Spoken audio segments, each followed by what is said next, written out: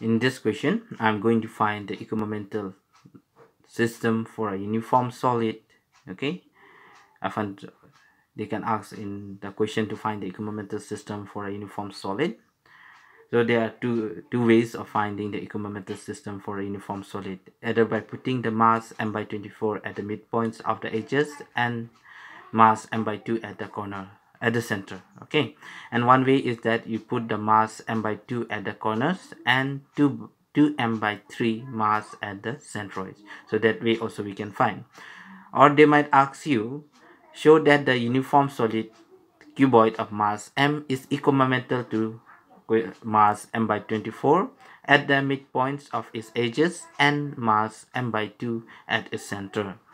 So in the similar manner, they can ask the other question also. So mass m by 24 at its corner and 2m by 3 at its centroid.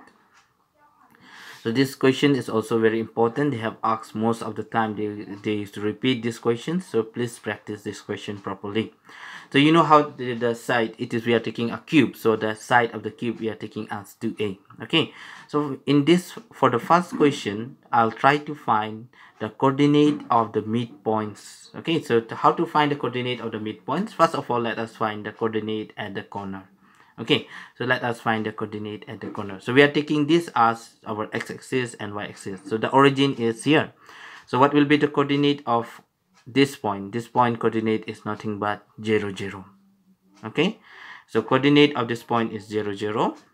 Now this side is on the x-axis. So here x-axis, any point on the x-axis is x, 0, 0. Y coordinate and z coordinate will be 0. So this side is a, the length is a. So we have the coordinate to be 2a, 0, 0. Okay, so this corner, the coordinate is 2a, 0, 0. That is alpha 1. Okay, that is your alpha 1. So this is needed for your second question. Okay, so we need these corners points at the second question.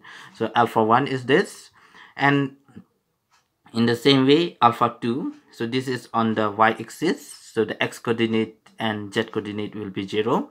So we have 0, 2a, 0, and here also we have the alpha 3. Let me see, where is your alpha 3? Alpha 1, alpha 2, and alpha 3. So it will be on this point. Okay, alpha 3 is here, so they have not written here. So this is alpha 3. So the coordinate of this point alpha 3 is nothing but 0, 0, 2a. Okay, then we have your alpha 4. Alpha 4 is this. Okay, so this one, if we take here alpha 4, now this point lie on the xy plane. Okay, so this point lie on the xy plane. So at this point, the coordinate of this one is nothing but, it is given as, what will be the coordinate of this? It is lying in the xy plane, so it is 2a, 2a, z coordinate will be 0. And also this point is lying in the yz plane, so x coordinate will be 0 and y and z will be there. And this point is lying in the zx plane, so y coordinate will be 0. So we have 2a, 0, 2a, and this point lie in the space, so we have all the coordinates. Okay, so the coordinate of this will be 2a, 2a, 2a, and since the centroid is lying at the center, so the coordinate of the centroid is nothing but, it is a, a. Okay, now in this question number 1, we are not going to find at the center corners, we are going to find at the midpoints. So we have to find the coordinate at the midpoints. Okay, so we have to find the coordinate of the edges at the midpoint, that we are denoting as beta 1, beta 2, beta 3, beta 4, beta 5. So how do you find? I'll just show you one question. So here we have 0, 0, 0. Okay, 0, 0, 0, and here we have 2a, 0, 0.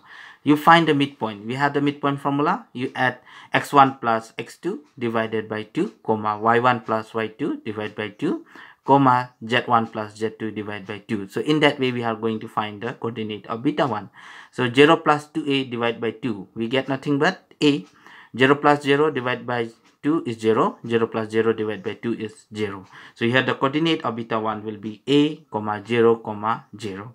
So same way beta 2. Now beta 2 lie between these two. So here also it will use the same. So we get 0, a, 0. Beta 3 also, it will be same here. Beta 3, you can, yeah, beta 3 is lying between these two, so it will also be same. It will be 0, 0, A. I think you understand how to find. I'll do one again, one more. So here, okay, so at this point the coordinate is what? It is 2A, 2A, 2A, and here it is 0, 2A, 2A. So we want to find at the middle point of this, that is beta 11. So how you find beta 11? 2A plus 0 divided by 2, we get A. 2A plus 2A, how much we get? 4A. 4A divided by 2, we get 2A. So we get 2A. 2A plus 2A, we get 4A. 4A divided by 2, we get 2A. So we have A, comma 2A, comma 2A. So that is your beta 11. So you can check here, beta 11 will be given by that. So in the similar manner, you can find for all this. Okay, so this is, see here, beta 11 is given by this. So in the same way, you can find for all this. So we get the coordinates. Okay, now you take G to be the center and rho to be the density. Okay, rho will be the density, or we can find, since it is lying in 3 dimension, you can repeat the same process what I have given, I have done already for a rectangular parallelepiped, and also I have given you as a homework for finding the volume, finding the moment of inertia about all the axes for a cube. So you can do the same thing. Don't copy from here. You can write the same thing what we have learned already, that we'll try to find mass per unit volume. So mass per unit volume will be given by, we are not going to follow this. Okay, you'll proceed the same thing what we have done before. So mass per unit volume you try to find, then we get m by 8a cube. Then you take a strip like that. So you take a strip and you get the thickness of this volume of the strip is delta x, delta y, and delta z. Okay, delta x, delta y, delta z. Then mass of the strip is nothing but m by 8a cube into delta x, delta y, delta z. Then we try to find, we know the moment of inertia, means we know the distance of the point P from the x-axis, that is y square plus z square, square root of that, and the distance in that way we know all these things. So you repeat the same procedure what you have learned already, and you try to find the moment of inertia about A. So we know the moment of inertia about A, we have already find this one. We know that it is 8 by 3 ma square. In the same way, you try to find the moment of inertia about the y-axis, also we get 8 by 3 ma square. C also you get moment of inertia about this, we get 8 by 3 ma square. This is for cube. Okay, so this is for cube, so 8 by 3 ma square. Then product of inertia also you can find in the similar manner, so we get ma square, and E and F also will be same, that is ma square. So I have given you as an assignment, so you follow from there and you try to write the same thing, what in place of this, whatever here is written, you write what I have given you in your notes. Okay, so you try to write the same thing, you write what is A, B, C, and A, B, C, D, E, and F. Okay, in the similar manner. Now we go to the point number 1 here. So we are trying to take the particles at the midpoints, okay, of the side. So how many edges are there in a cube? There are 12 edges, so there will be 12 particles at the of mass m by 24. Okay, so you take that at the midpoint of the edges. So we'll go to find, okay, and at the center, at the centroid, the mass is m by 2. So total mass will be how many particles? 12 particles. So 12 into m by 24 plus 1 particle is at the centroid, so m by 2. So if you can say we get m by 2 plus m by 2, we get here m. So we see that the total mass of the cuboid and the total mass of this system is also same. So they have the same mass, and we can also see that they have also the same centroid. Okay, also they have the same centroid. All these particles have the same centroid, so they have the same centroid. So we'll try to find now the moment of inertia. So we are taking for the particles. Okay, so we are taking this.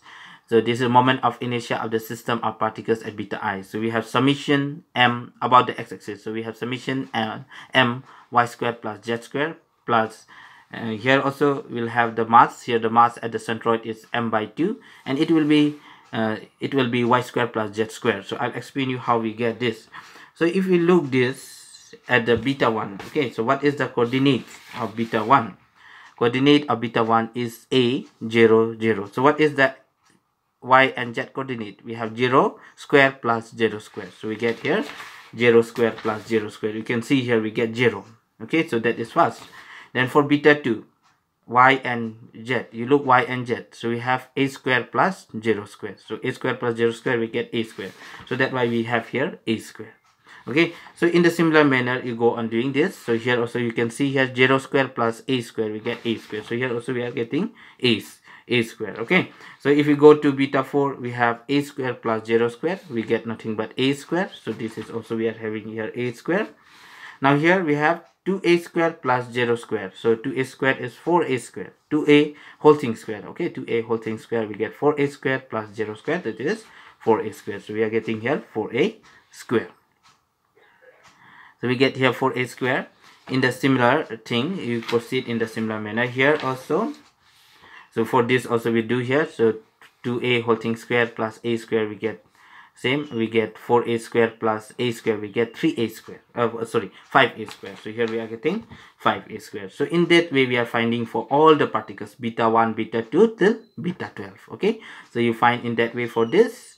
And you try to simplify this, and here we have here also at the centroid we have a comma a comma a. So y is a, z is also a, so a square plus a square, we get 2a square. So that's why we are getting here 2a square. So you have this.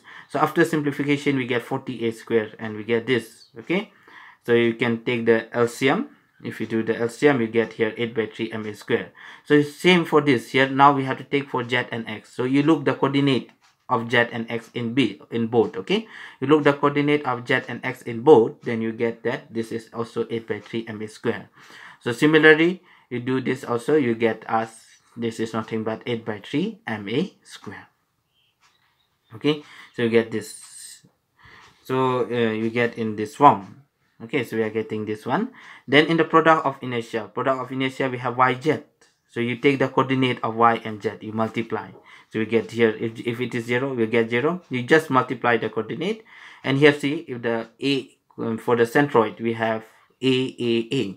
So y and z coordinate is a into a. So we get a square. So that's why we are getting here a square. So for same way, we proceed for this also. And we get d dash to be nothing but it is ma square. And similarly, we get e dash equal to f dash, which is equal to ma square. Okay. So now we see that a dash is same as a, b dash is same as b, c dash is same as c, d dash is same as d, e dash is same as e, and f dash is also same as f. So that shows that they have the same moment of inertia and product of inertia about the axis through O. Then if we use the para-axis theorem, we can also show that the moment of inertia about the centroid G is also same for both the system. Hence they have the same moment of inertia about the centroid, and the product of same moment of inertia about the centroid, and they have the same centroid, they have the same mass. So that's why these two systems are equimomental. Okay, so for the second question, these two systems are equimomental. So for the second question, I will explain in the second video. Thank you.